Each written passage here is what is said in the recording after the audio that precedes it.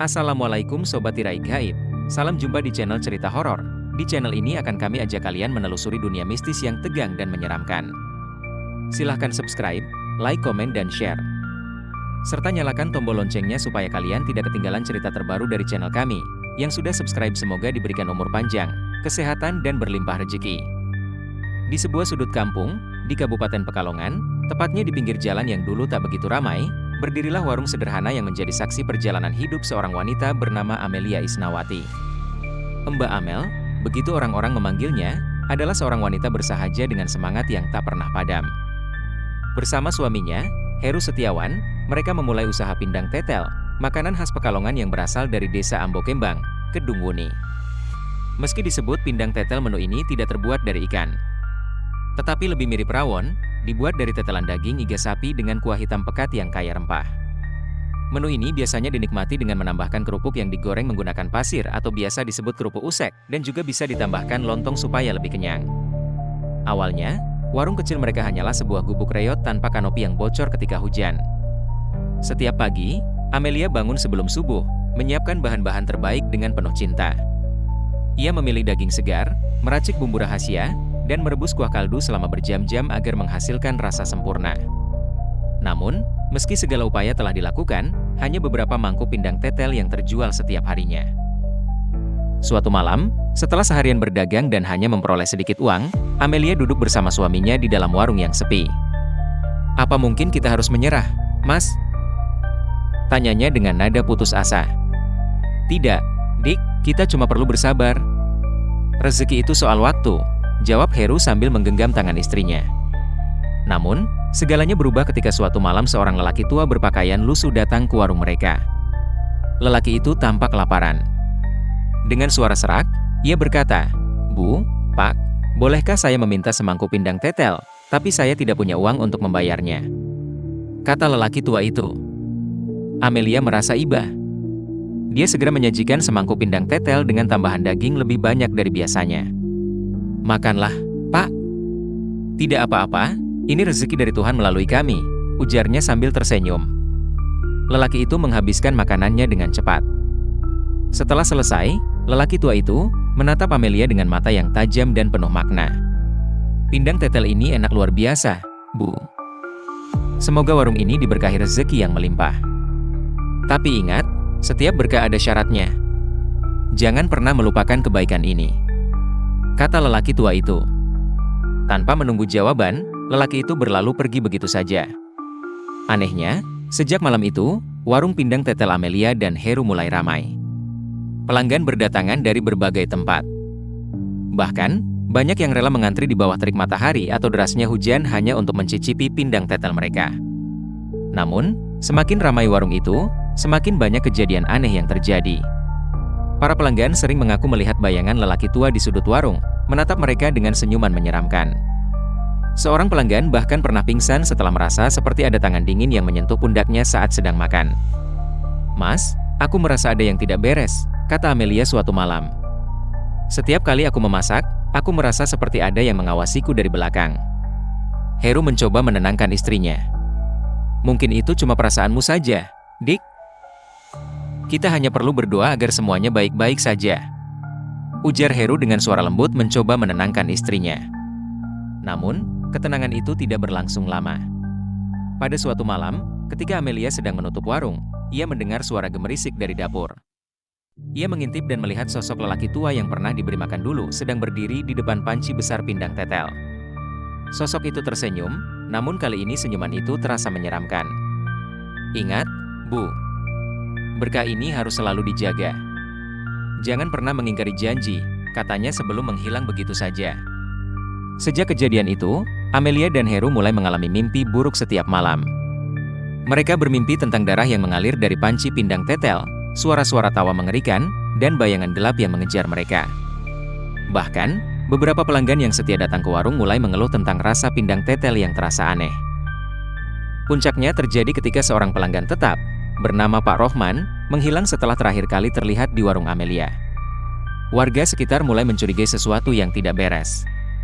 Desas-desus tentang warung itu menggunakan pesugihan mulai menyebar. Tidak tahan dengan tekanan tersebut, Amelia memutuskan untuk menemui seorang kiai di kampung sebelah. Kiai itu mendengarkan cerita Amelia dengan seksama, lalu berkata, "Kalian telah menerima sesuatu yang bukan hak kalian. Lelaki tua itu bukan manusia biasa. Dia adalah penunggu dari dunia lain yang memberikan berkah dengan syarat tertentu. Jika kalian tidak ingin terkena bala, kalian harus mengembalikan apa yang pernah kalian terima," ujar Kiai. "Bagaimana caranya, Kiai?" tanya Amelia dengan suara gemetar. "Kalian harus melakukan ritual penebusan. Bawalah sesaji ke perempatan jalan pada tengah malam dan mintalah maaf dengan tulus," jawab Kiai itu. Pada malam yang ditentukan, Amelia dan Heru melakukan ritual tersebut. Mereka membawa sesaji berupa kembang 7 rupa, ayam hitam, dan kain putih. Dengan gemetar, mereka memohon maaf kepada sosok yang telah memberikan berkah kepada mereka. Tiba-tiba, angin kencang berhembus, membuat lilin yang mereka bawa padam seketika. Dari kegelapan, terdengar suara tawa mengerikan. "Kalian pikir semudah itu?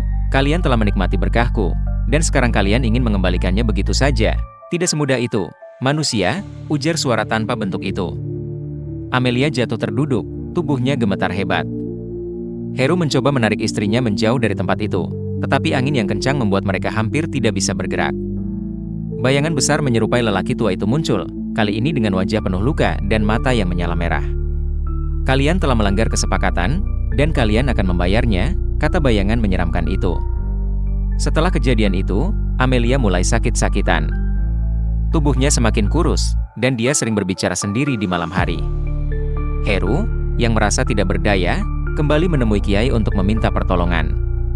Kiai itu menyarankan mereka untuk meninggalkan warung dan memberikan seluruh keuntungan yang pernah mereka dapatkan kepada fakir miskin dan kesejahteraan masjid, sebagai bentuk penebusan. Namun, upaya itu pun tidak sepenuhnya membuahkan hasil. Meskipun mereka telah menutup warung dan pindah ke kota lain, Amelia terus dihantui oleh bayangan lelaki tua tersebut. Dia sering melihat sosok itu di cermin, di sudut kamar, bahkan dalam mimpi-mimpinya. Sementara itu, Heru mulai merasakan tekanan dari berbagai sisi. Pekerjaannya tidak lagi lancar, dan hubungan mereka sebagai suami istri semakin renggang. Heru, yang awalnya berusaha kuat, akhirnya jatuh ke dalam keputusasaan. Ia mulai menyalahkan dirinya sendiri atas keputusan untuk menerima lelaki tua itu di warung mereka. Satu malam, Amelia mendengar suara aneh dari ruang tamu. Saat ia menghampiri, dia menemukan Heru berdiri mematung, menatap kosong ke arah dinding. "Mas, kamu kenapa?" tanyanya dengan cemas. Heru tidak menjawab. Dia hanya menunjuk ke arah cermin besar di ruang tamu.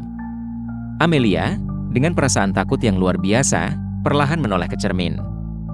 Di sana, dia melihat bayangan lelaki tua itu berdiri di belakangnya, tersenyum lebar dengan gigi-gigi yang penuh darah. Amelia menjerit, tetapi ketika dia menoleh ke belakang, tidak ada siapa-siapa di sana. Heru jatuh pingsan, dan sejak saat itu Heru tidak pernah berbicara lagi. Amelia merasa dunianya runtuh. Ia tahu bahwa dosa masa lalu mereka tidak akan pernah benar-benar hilang.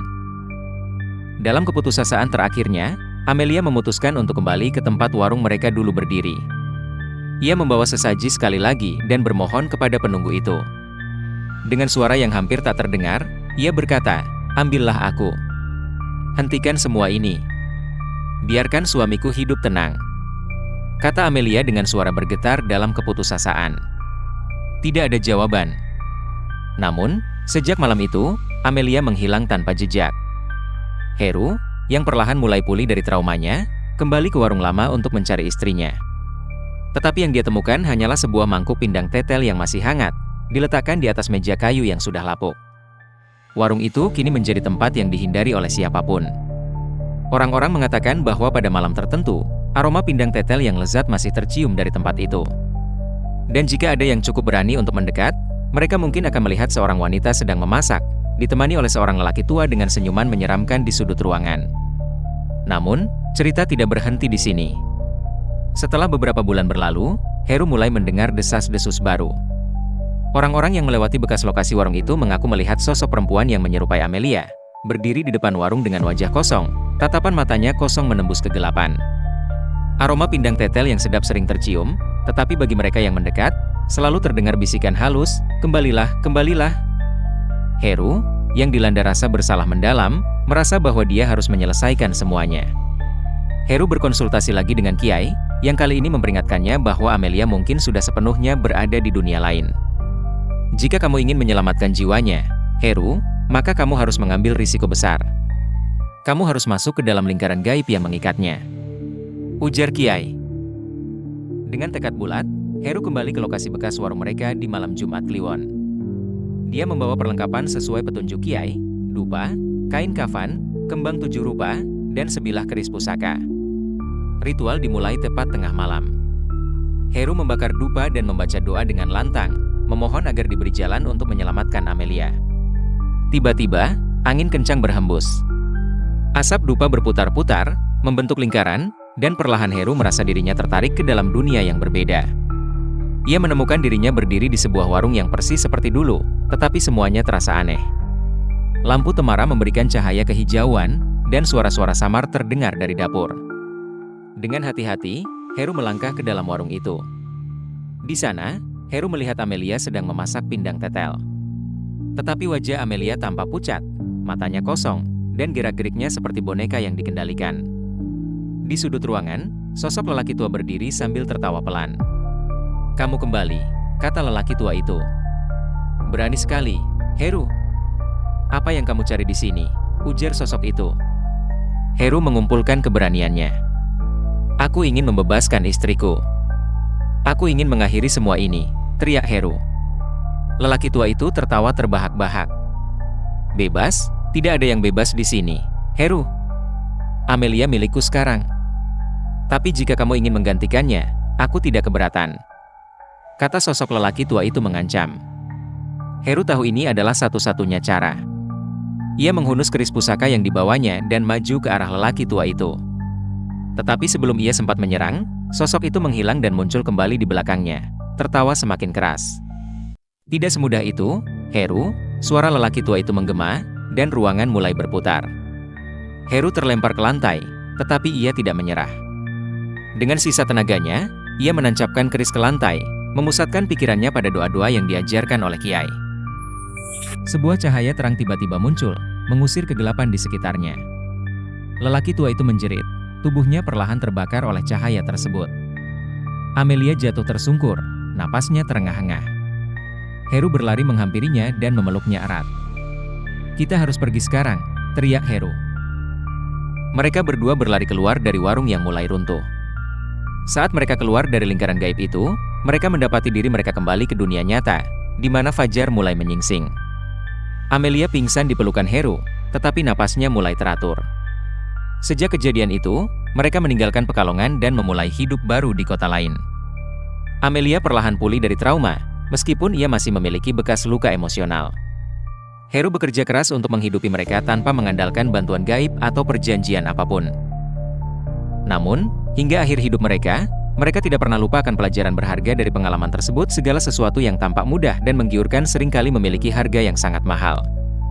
Mereka hidup dengan penuh kehati-hatian, bersyukur atas setiap hal kecil yang mereka miliki, dan tidak pernah lagi bermain-main dengan hal-hal yang tidak mereka pahami. Warung itu tetap berdiri sebagai tempat kosong dan angker, menjadi cerita legenda bagi warga setempat. Orang-orang percaya bahwa arwah lelaki tua itu masih berkeliaran, mencari mangsa baru yang akan tergoda oleh berkah yang ditawarkannya. Tapi bagi Heru dan Amelia, mereka memilih untuk tidak pernah menoleh ke belakang lagi. Cerita mereka menjadi peringatan bagi siapa saja jangan pernah menggadaikan moralitas dan keimanan demi kekayaan yang instan. Karena harga yang harus dibayar mungkin jauh lebih tinggi dari yang pernah kita bayangkan. Terima kasih Sobat Tirai Gaib. Jangan lupa subscribe, like, komen dan share, serta nyalakan tombol loncengnya. Yang sudah subscribe semoga diberikan kesehatan, umur panjang dan berlimpah rezeki.